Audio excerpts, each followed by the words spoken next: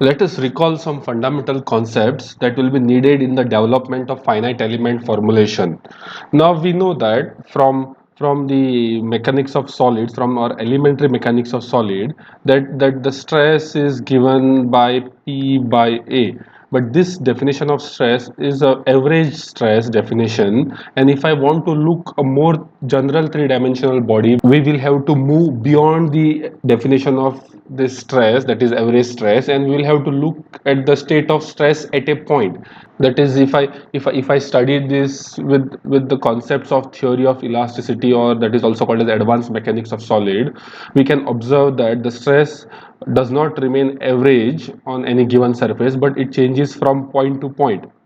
And that is the reason why we have considered here one point x, which is at a distance of x, y, and z from this given frame of reference. That is, from this frame of reference, it is at a distance of, say, let us say it is at a distance of x from the origin, at a distance of y from the origin in y direction, and let it be at a distance of z from the origin in z direction. So this is our point which we have considered now, and let the deformation at this point in x direction be u, y direction be v, and in z direction be w, which is given here. So basically we have this deformation vector u as u, v, and w. And then if I want to write this column vector in terms of row vector, I can always put a transpose and write, and I can write it this way.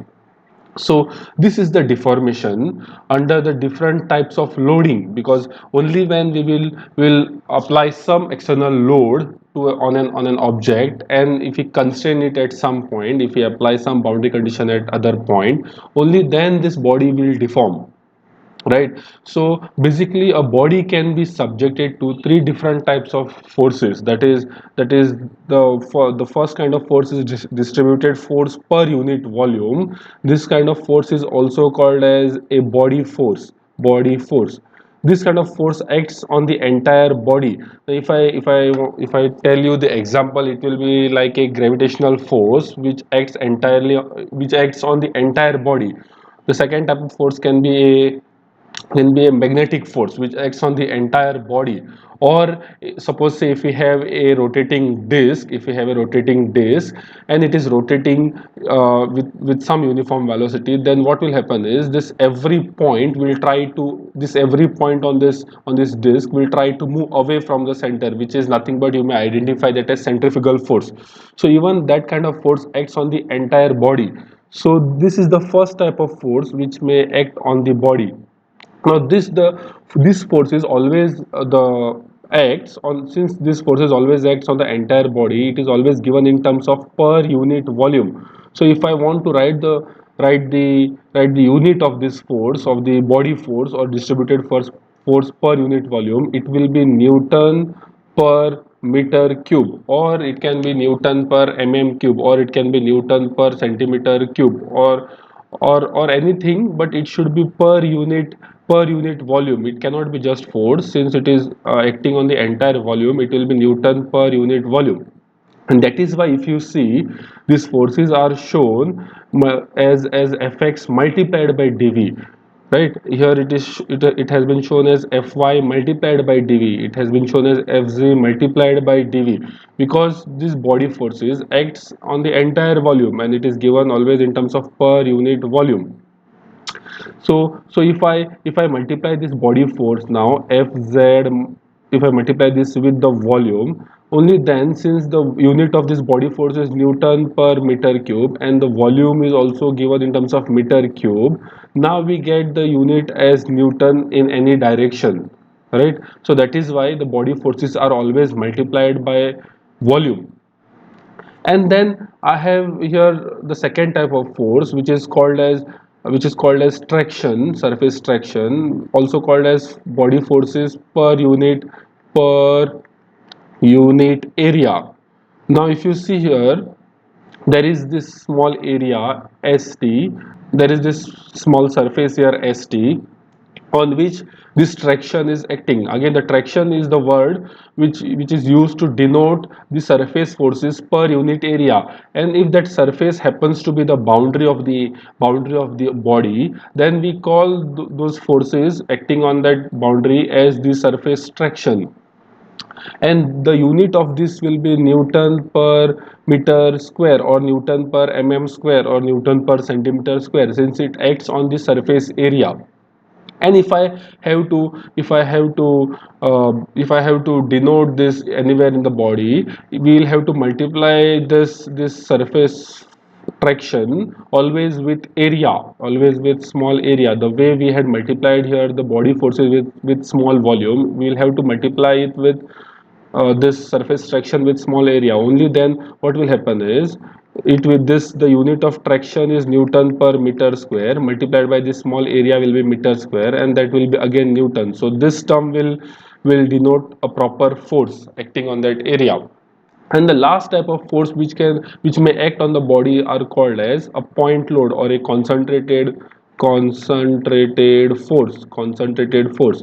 Now these concentrated forces are nothing but the surface forces, but if the surface happens to be very small, a very concentrated surface, and the forces are acting on that small area, then we can very well approximate that to be a force which is acting at a point, and that is why they are called as point forces and directly given by Newton. So these are the three types of forces which are acting on this body now, and therefore there will be some deformation which will be observed at some point, which is at a distance of x, y, and z from this reference system. Now under this loading, this body will undergo some stresses, and also some, because there are deformation, it will undergo some strains. And let us now look at those terms one by one.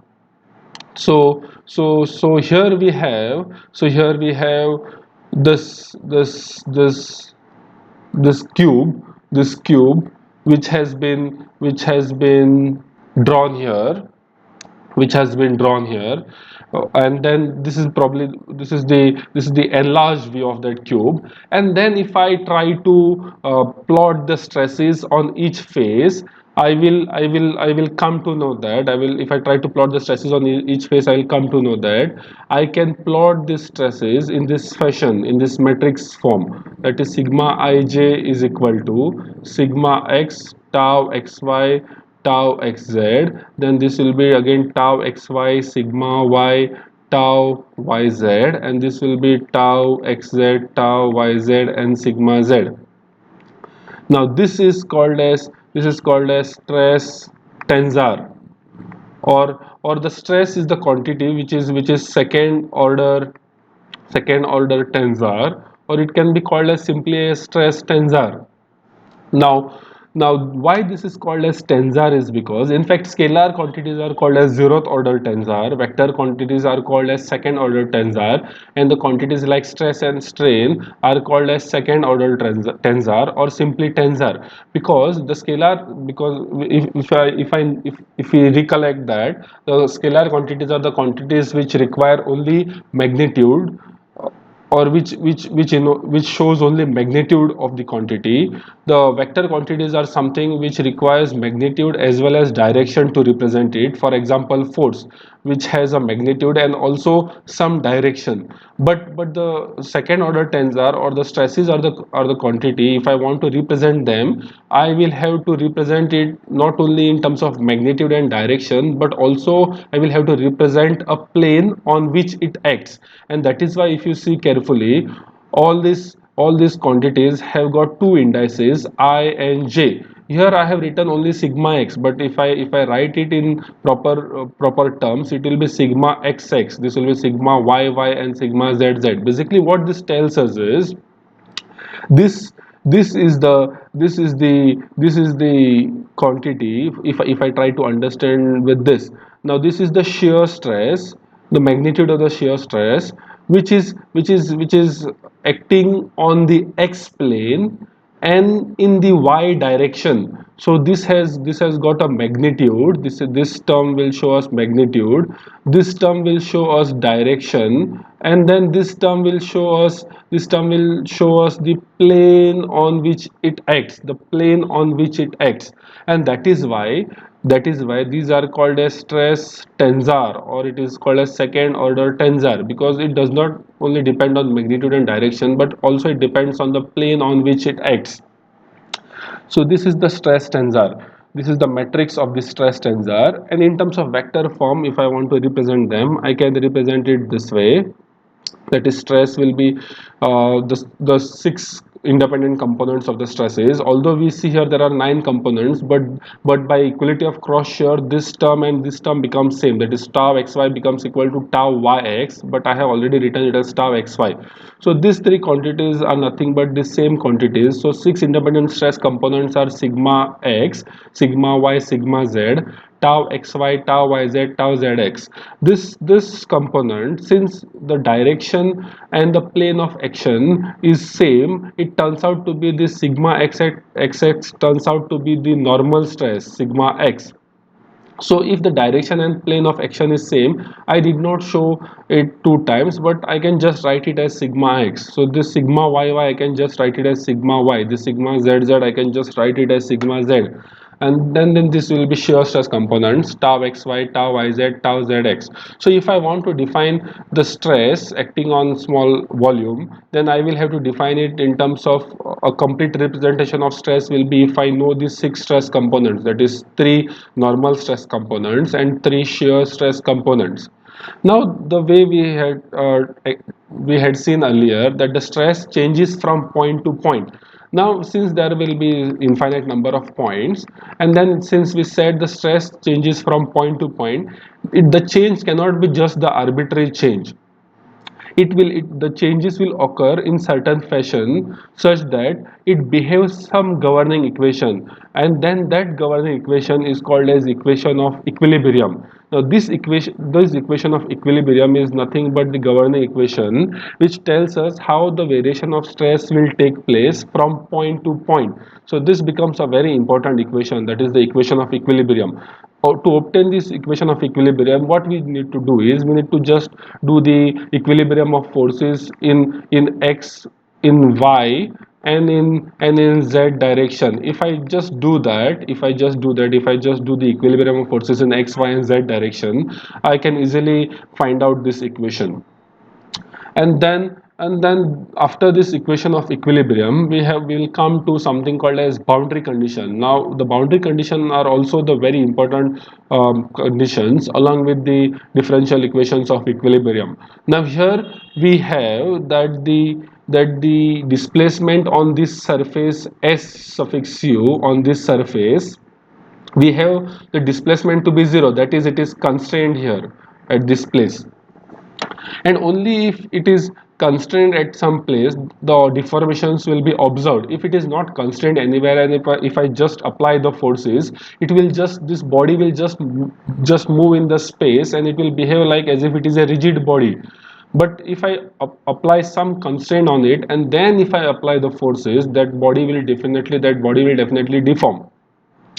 So constraints or boundary conditions are important. So here it is constrained, and we can see that the deformation here is zero because it is constrained at this place. So this type of boundary conditions are called as essential boundary conditions, and then the second boundary condition is we can observe it at the boundaries or at the surfaces because of the applied forces. And then if I just take a tetrahedron across the our point of interest, and again if I apply the equilibrium equation, that is the summation of forces should be zero in xyz direction, I will end up getting this equation. Now these equations are popularly known as Cauchy's stress equation.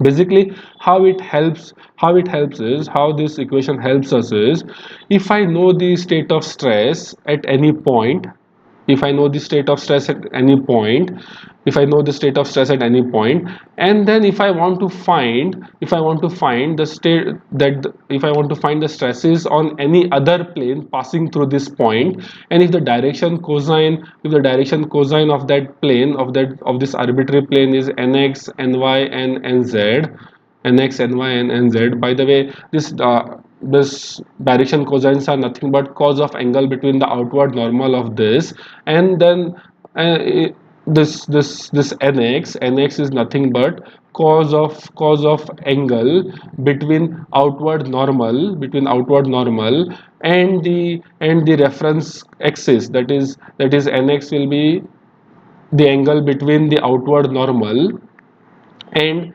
x-axis. So that is nothing but nx. Ny will be again the cos of angle between this outward normal and y-axis, that will be ny, and so on. So these are called as direction cosine. So what I was trying to tell you all here is that if I know the state of stress at a point, that is if I know this all these six stress components, and then if I want to find the stresses on any plane, arbitrary plane, whose direction cosines are nx, ny, and z, I can easily find them provided I know the tractions tx, ty, and tz. So this is how we can use this surface traction formula, or also called as popularly known as Cauchy stress equation. So this was all about stresses. Now let us see so let us revise our knowledge on strains. Now see, the way we had the state of stress at a point, similarly we have the strain tensor, which is given by epsilon xx, epsilon yy, epsilon zz, and this will be gamma xy by 2, this will be gamma yz by xz by 2, this will be gamma yz by 2, and then the same components will repeat here, gamma xy by 2, this will be gamma xz by 2, and this will be gamma yz by 2. And then again these terms will be same as this. So the independent strain components will be only 6, which can be represented here in this form. And then if I want to find the relation between the strain and the displacement, we know that our popular definition of strain is change in length, change in length divided by original length, and under the limit tending to delta L tends to 0, or this original length tends to 0, I can write this as epsilon x as dou u by dou x, epsilon y as dou v by dou y, and similarly epsilon z will be dou w by dou z. And then similarly the shear strains gamma xy can be written as dou u by dou y plus dou v by dou x. All this will be under this limiting condition. This can be this expressions, the shear strength expressions can be very well found from this diagram. And therefore in place of this epsilon x, epsilon y, epsilon z, gamma xy, gamma yz, gamma zx, under this strain displacement relation, I can write this epsilon x as dou u by dou x, this will be dou u by dou y, this will be dou w by dou z, this gamma xy will be this, gamma yz will be this, and gamma zx will be this. So basically if I can find this deformations u, v, and w in x, y, and z direction, this deformation at a point u, v, and w in x, y, and z direction, from those deformations I can very easily find the strains by using strain displacement relation, and further I can calculate the stresses from this by using our Hooke's law. Now when we say Hooke's law, the law which comes to our mind is stress is proportional to strain, or stress is E times epsilon. Now again this is for one dimensional case, which was very useful to solve the problems in our elementary mechanics of solid. But here when we look at the bigger picture of stresses and strain, that is the stress varies from point to point, we consider the three-dimensional case, and in that we will not be this equation of sigma equal to E times epsilon will not be sufficient, and we'll have to relate this 6 stress component, that is sigma x, sigma y, sigma z, gamma xy, gamma yz, gamma zx, that is the 6 by 1 stress component, with that of this 6 by 1 strain components, that is epsilon x, epsilon y, epsilon z, gamma xy, gamma yz, gamma zx. This is 6 by 1. If I want to relate this 6 strain components with 6 stress components, then I will have to have this constant, this constants here in this matrix, and the size of this matrix will be 6 by 6. Only then this 6 and this 6 will cancel, and finally I will get 6 by 1, which will relate to this 6 stress components.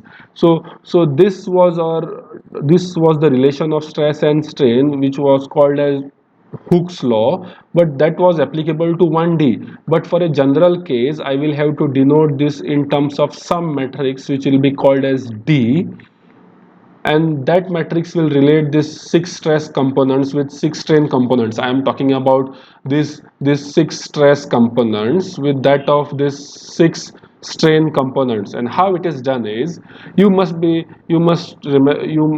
be remembering this equation, that is, the strain in x direction was given as sigma x by E minus nu times sigma y by E minus nu times sigma z by E, where this nu was Poisson's ratio, which was the ratio of lateral to longitudinal strain, if you remember from your elementary mechanics of solids. Similarly, this strain in y direction will be minus nu times sigma x by v plus nu times sigma y plus sigma y by E minus nu times sigma z by E, right? And similarly, this was our epsilon z. Gamma xy, that is the shear strain in xy direction, becomes tau xy by g, and then all this, where g is nothing but modulus of rigidity or shear modulus, which can be given as E divided by 2 times 1 plus nu, where nu is again Poisson's ratio. Now if I write this in terms of metrics, I can very well write this as epsilon x, epsilon y, epsilon z. Then I have here gamma xy, gamma yz, and gamma zx. This should be equal to a 6 by 6 matrix. A 6 by 6 matrix. We will see that matrix what it is. Multiplied by this will be a 6 by 6 matrix, multiplied by this 6 stress components, that is sigma x, sigma y, sigma z, tau xy, tau yz, and tau zx. So I can write all this in terms of matrix form as this. That is here I have epsilon x as 1 by E times sigma x. So if I want to relate this epsilon x with the sigma x, it will be 1 by E times sigma x. Then I have here epsilon x as 1 by E times sigma x minus nu by E times sigma y. So this component will be minus nu by E. Similarly, this component will be minus nu by E, and this will be 0 0 0, right? And then similarly, now this component will be minus nu by E, this component will be 1 by E minus nu by E, 0 0 0. This will be again minus nu by E, this will be minus nu by E, this will be 1 by E, 0 0 0. And finally, so this basically takes care of this equation, that is epsilon x will be now sigma x times 1 by E minus nu by E times sigma y minus nu by E times sigma z, and this terms will become 0. So I get this equation back. Similarly, I'll get this from this, I'll get this equation back, and then finally gamma xy is tau xy by g. So this term will be 0 0 0, this will be 1 by g, 0 0, this will be 0 0 0 0 1 by g 0, and this will be 0 0 0 0 0 1 by g. So basically this is the matrix. Now this is the matrix. Let us call that matrix as m for matrix, any matrix.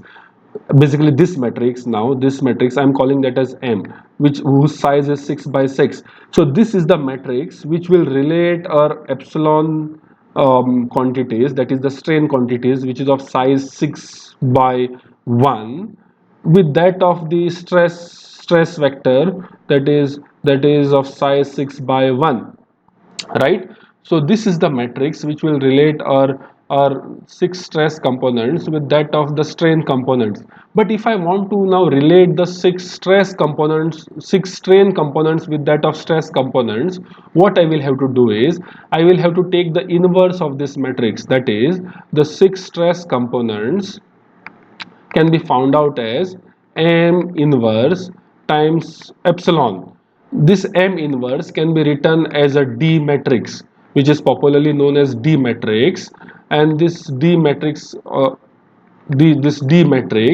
the matrix which will relate six this D matrix is the matrix which will relate these six strain components with that of stress components. And then if I take the inverse of this matrix, I will get that inverse of that matrix as this matrix. This is a very important matrix which will relate the six strain components now with that of the stress components. So these six stress components will be sigma x, sigma y, sigma z, tau xy, tau yz, tau zx. These are the six stress components, and similarly the six strain components will be epsilon x, epsilon y, epsilon z, gamma xy, gamma yz, gamma zx. These six strain components will be related with this D matrix here, this D matrix, to obtain the six stress components. Now if I look carefully at this if I look carefully at this D matrix, it contains, outside this bracket it contains E divided by 1 plus nu, 1 minus 2 nu, and then inside bracket we have here 1 minus nu, 1 minus nu, 1 minus nu, and nu at the sides. The diagonal matrix is this. So this is the D matrix. Now this is the generalized Hooke's law. This equation here is the generalized Hooke's law, which will be used frequently in the finite element analysis. This generalized Hooke's law. This equation here is called as generalized Hooke's law. Generalized Hooke's law. Now this is the most general case. This is the general case of three dimension. But if I consider the two-dimensional case of plane stress and plane strain, of plane stress, two-dimensional plane stress case, or plane strain case, this D matrix of 6 by 6 will reduce to 3 by 3 matrix, which we'll see later on. But this is the generalized Hooke's law, which will relate the six strain components with that of six stress components.